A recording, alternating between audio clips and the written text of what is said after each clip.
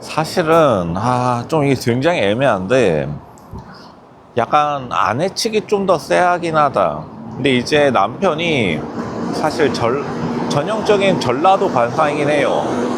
이게 보통 전라도 남자랑 경상도 여자랑 궁합이 되게 안 좋다고 조상님들이 말씀하셨는데 아마 교과서적인 측면 아닐까. 근데 이제 대한민국에서 사실 전라도 남자들이 보통 좋은 평가를 많이 못 받죠. 뭐 뒤통수를 친다느니 이런 선입견도 많고.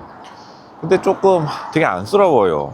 왜냐하면 이게 너무 아내 측이 몰아붙이다 보니까 남편이 자기의 친구로 그럴 수밖에 없는 게 전라도 순천이 완전히 깡촌 동네이기 때문에 촌동네라서 울산으로 왔는데 이제 경상도 여자들이 워낙 좀 드세다 보니까 지금 집에서도 완전 기가 눌렸고 사실 딸 2명한테도 서열이 밀렸어요. 일단은 제작진들은 좀 딸에게 무슨 딸을 약간 애정 섞인 괴롭힘으로 해가지고 딸들을 되게 약간 좀 괴롭힘 당하는 존재로 묘사해놨지만 실제로는 이게 보니까 딸들한테 서열이 그냥 밀린 겁니다. 댕댕이랑 서열 다툼하고 있는데 댕댕이보다도 서열이 살짝은 낮은 이제 매 맞는 남편의 전형이죠. 이제 이혼 숙녀 캠프 국기 특징이 이제 매 맞는 매 맞는 남편 특징이라고도 할 수 있는데 그만큼 쉽지는 않다.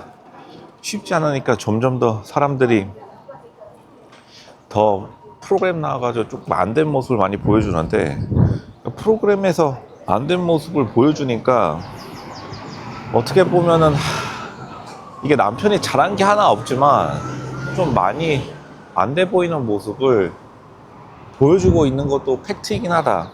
너무 좀 어떻게 말을 할 수 없을 정도로 사람이 어떻게 보면 기가 너무 눌려가지고 자기가 하고 싶은 말을 제대로 못하는 게 딱 보이죠. 자기가 하고 싶은 말을 못하니까 자기 전 여자친구한테 전화를 건 건데 그것도 조금 많이 불쌍하긴 합니다. 이걸 뭐 누가 시켜가지고 이렇게 한 것도 아니고 이제 근데 아내 측 입장에서도 조금 화가 날 수는 있는데 왜냐하면 아내에게 변명이 나간 게 전 여자친구 변명. 그러니까 전 여자친구랑 통화를 아내가 막아가지고 내가 이렇게 삶의 의욕을 잃어버렸다.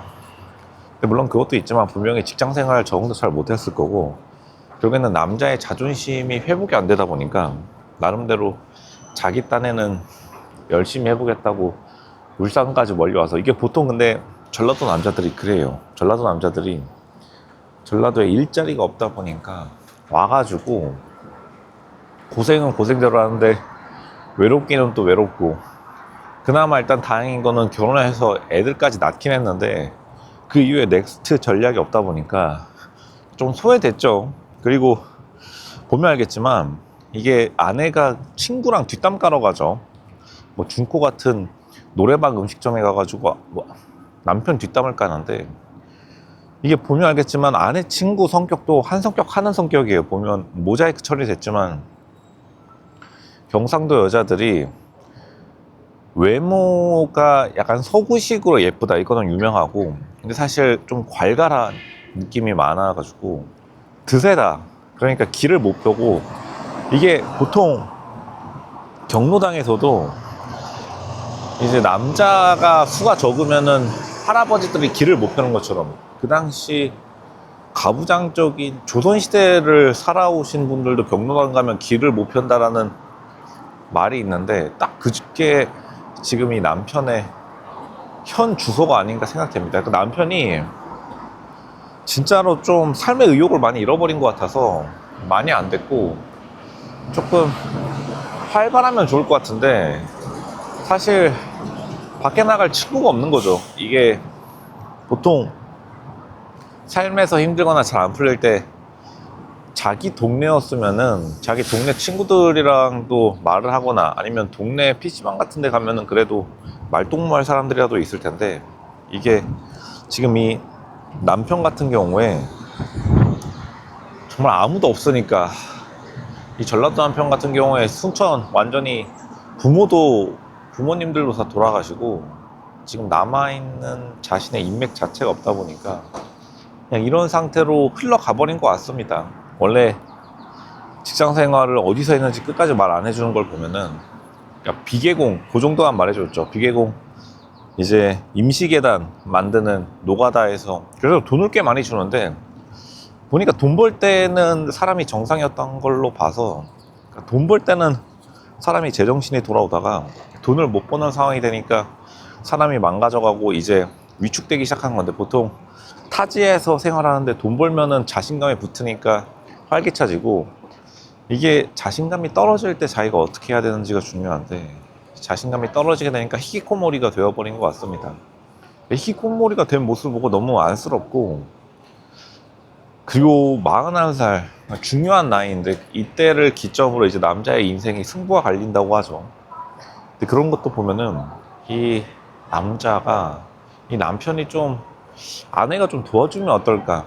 지금 뭐 붕어빵하고 피부 관리사하고 또 이것저것 보험 판매까지 하면은 좀 남편에게 기회를 줬으면 좋겠는데, 이게 너무 몰아붙인다. 이게 너무 사람을 코너로 몰면은 숨 쉴 구멍을 안 준다고 하죠.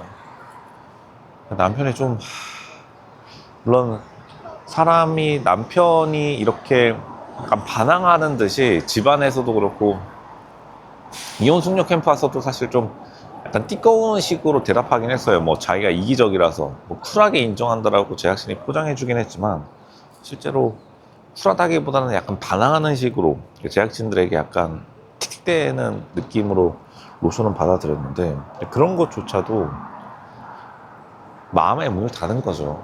이 남편이 굉장히 좀 안 됐습니다. 초반에는 뭐 이런 사람이 다 있나 싶다가도 아내에게 매맞는 모습 보고 좀 짠하다가, 마지막에 남편 입장에서는 약간 반항의 의지로 전 여자친구를 말한 것 같은데, 그 의지를 더 알고 있으니까 더 안타까운 것 같다.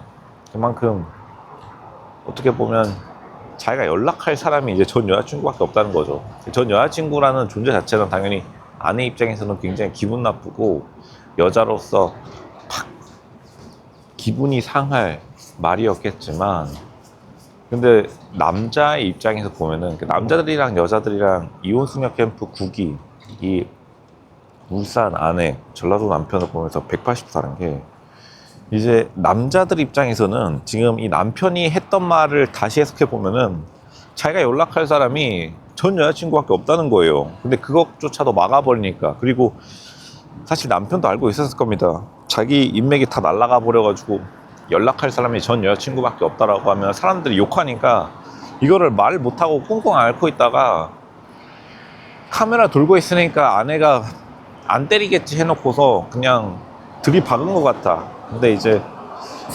MC들도 당연히 황당해하고 뭐 이런 사람이 다 있냐겠지만, 좀 진짜 많이 안 됐다.